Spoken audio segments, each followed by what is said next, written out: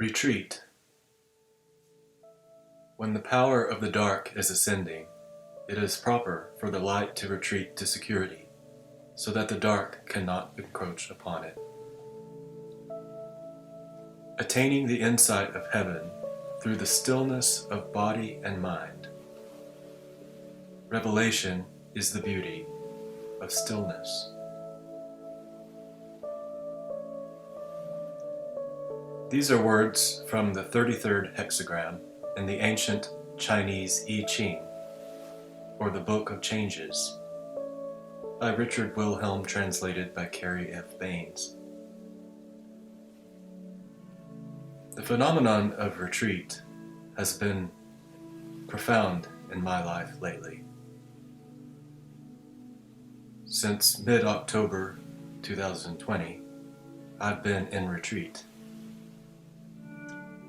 Physically, I've been spending a lot of time at my home. Mentally, I've been in a mode of contemplation rather than intense focus. Emotionally, I've been in a state of processing, integrating, and transcending layers of accumulated emotions from the past few years. Some emotions were experienced in the moment, but not fully contemplated, and their guidance understood from the broader view, or the upper room. I've been letting go of a lot of ideas and thought patterns that have been weighing me down and holding me back. I've been discovering new direction. Thus, the necessary virtue of retreat. Many of us practice retreat as a natural part of the process of life. When we quiet our minds and bodies, we reconnect with who we really are. Retreat can occur in the space between each thought or experience. The sensation is often felt as silence, a sort of spaciousness. In that space, we can hear our intuitive voice and our higher selves. My current retreat has not been without activity. I spent some time restoring an exquisite 1970s executive desk that I found a couple of years ago at a local thrift store. It had been painted with a ghastly greenish-white paint, but its simple lines and forms, articulated by chromed angled aluminum legs in the spirit of Mies van der Rohe, hinted to me that something great may lay hidden beneath. When I finally stripped away the last layers of paint, I discovered a rich walnut finish. During this time, I also taught myself to solder. I've been wanting to repair a really great pair of headphones whose cord had been shorting from overuse. I kept them in a drawer for years now because the sound is just right for me. It was really thrilling to put them into my ears for the first time after repairing them. Now, when my new wireless Bluetooth headphones proclaims the order that I need to please recharge the headset, I can comply, knowing that my trusty Bose in-ear set is immediately available to keep the music playing. During this time, I've also been remembering past experiences from a new vantage point. For a long time now, I've kept 2 large totes full of memorabilia and photographs. They've been in my closet, taking up space, waiting to be sorted and organized.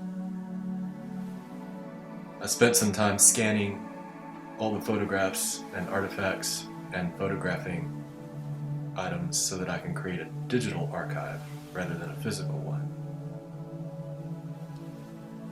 It's been a really beautiful thing to contemplate all the things I've done so far. all the roles I've played.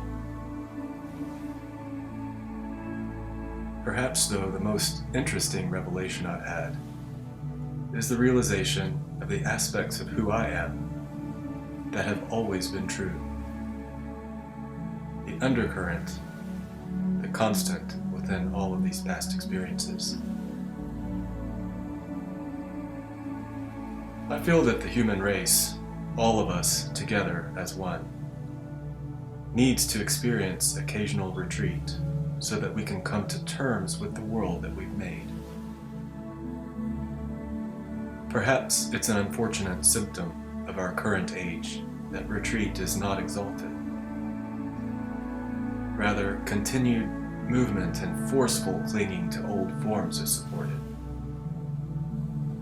Richard Rudd refers to the idea of a clearing where we can rest and recuperate. From this clearing, we may see things more objectively. Paul Selig talks about humankind having entered into a space of reckoning with our creation and all its forms. This certainly resonates with me in my experience. From the broader view, the upper room or the clearing, whichever analogy suits you best, we can make all things new,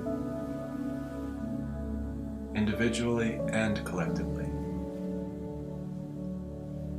From outside the Maya, we can lighten up and course correct.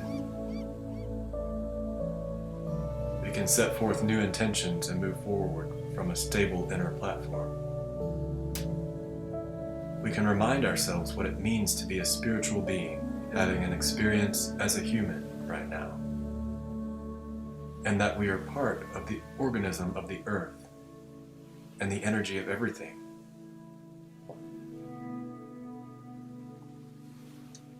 The I Ching poetically reminds us that when one sees the way ahead thus clearly, free of all doubt, a cheerful mood sets in,